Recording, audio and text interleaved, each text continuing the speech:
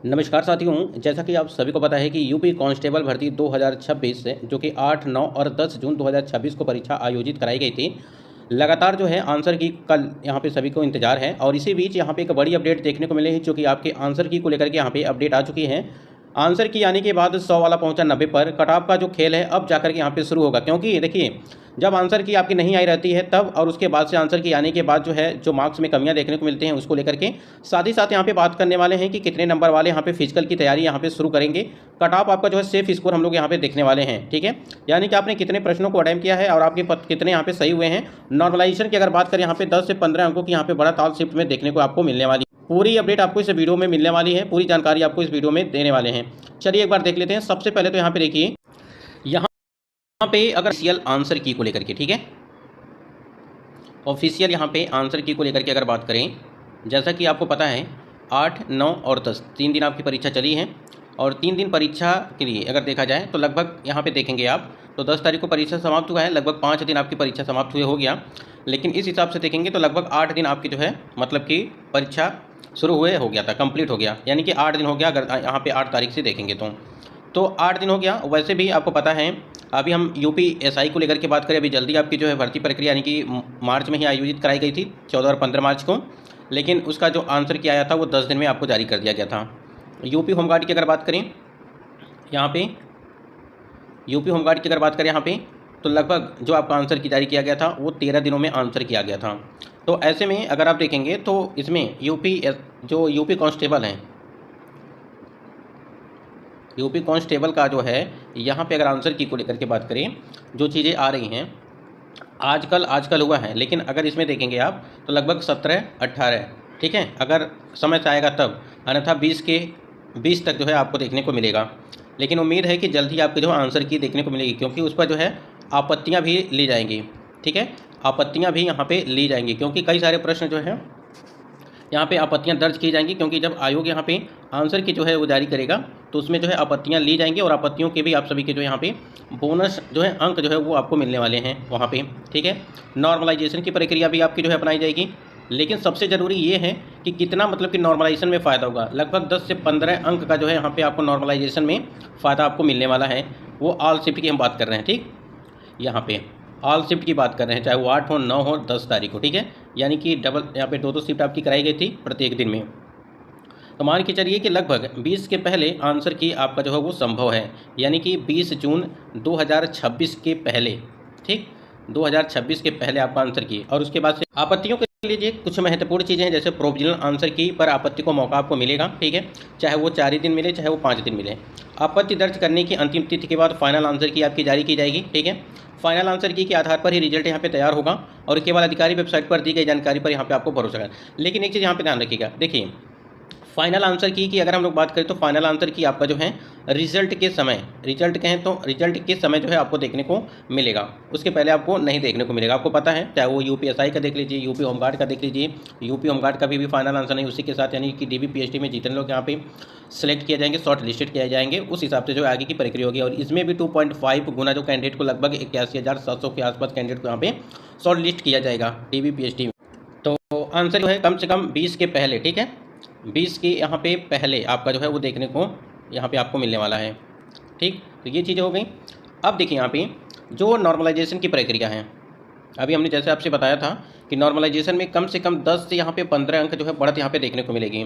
अब सोचिए अगर 10 से 15 अंक का बढ़त यहाँ पे देखने को मिलेगा तो जाहिर सी बात है जो कट ऑफ आपकी होगी उसमें तो काफ़ी ज़्यादा जो है परिवर्तन देखने को मिलेगा, ठीक है।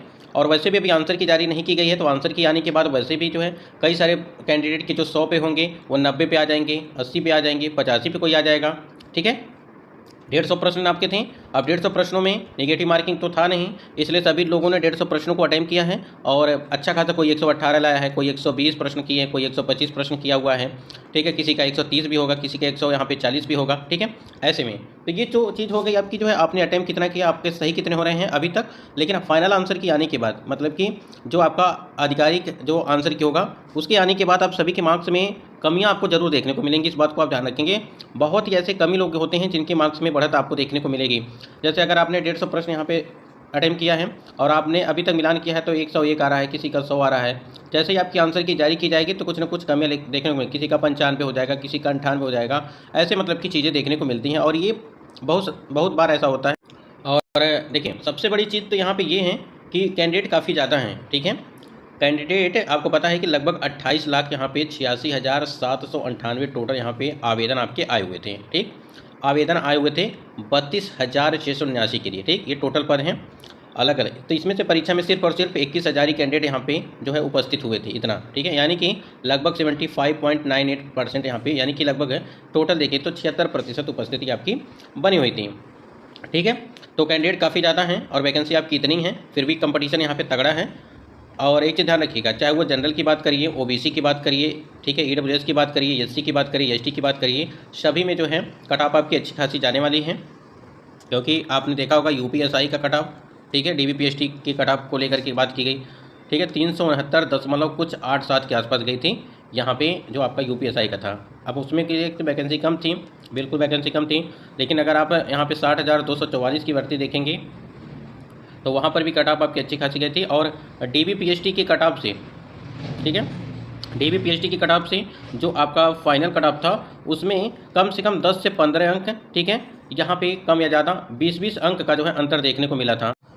हम लोग देखिए यहाँ पे बात कर लेते हैं। सबसे पहले तो एक चीज़ ध्यान रखिएगा, बिल्कुल आपको परेशान होने की ज़रूरत नहीं है, ठीक है।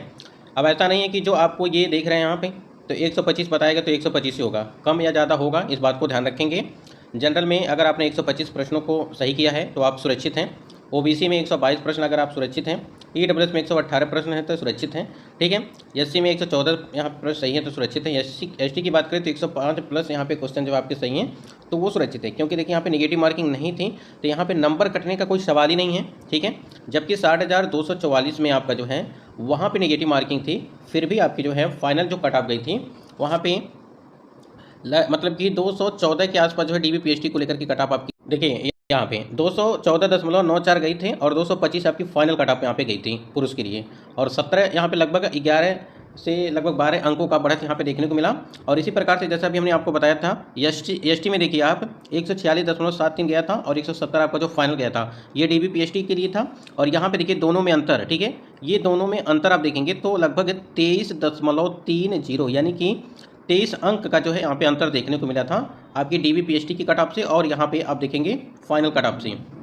जबकि यहाँ पे निगेटिव मार्किंग भी आपकी रखी गई थी, ठीक है, और इस बार निगेटिव मार्किंग आपकी नहीं है तो कट ऑफ आपकी जो है अच्छी खासी जाने वाली है। तो महिला के लिए अगर बात करें यहाँ पे हम लोग, ठीक है, यानी कि फीमेल की अगर बात करें तो फीमेल में भी आप मान के चलिए कि कट ऑफ जो होगी वो लगभग अगर देखा जाए तो जनरल के लिए लगभग 120 प्लस, ठीक है, प्रश्न है। ओबीसी की अगर बात करें यहाँ पे 117 प्रश्न, ईडब्ल्यूएस में देखेंगे आप तो लगभग 115 के आसपास, ठीक है। एससी की बात करें तो लगभग 110 के आसपास और एसटी की बात करें अगर यहाँ पे तो लगभग 105 प्लस के आसपास जो है आपका जो है यहाँ पे महिला के लिए आपको देखने को मिलेगा। ये एक एक्सपेक्टेड है, आधिकारिक तो अभी आएगा ही, ठीक है, लेकिन एक एक्सपेक्टेड है कि आप तैयारी आगे की करेंगे किस प्रकार से, ठीक है। ऐसे में बाकी स्कोर आप बताइएगा कि आपके स्कूल और नॉर्मलाइजेशन में देखिए आपको फ़ायदा मिलने वाला है, इस बात को ध्यान रखेंगे। कम से कम 10 से 15 अंकों की बढ़त यहाँ पे देखने को मिलेगी और जो डीबीपीएसटी और फाइनल कट ऑफ होगी उसमें कम से कम 10 से 12 अंकों का अंतर आपको जो है प्रत्येक कैटेगरी में आपको देखने को मिलेगी, ठीक है। तो बाकी स्कोर आप बताइएगा आपने कितने प्रश्नों को अटेम्प्ट किया है। आंसर की का जैसे हमने जिक्र किया था कि तैयारियाँ, स्कैनिंग और सारी चीज़ें कंप्लीट यहाँ पर करा दी गई हैं। अगर देखा जाए तो जो आप उस यहाँ पर आंसर की आने वाली हैं जल्द से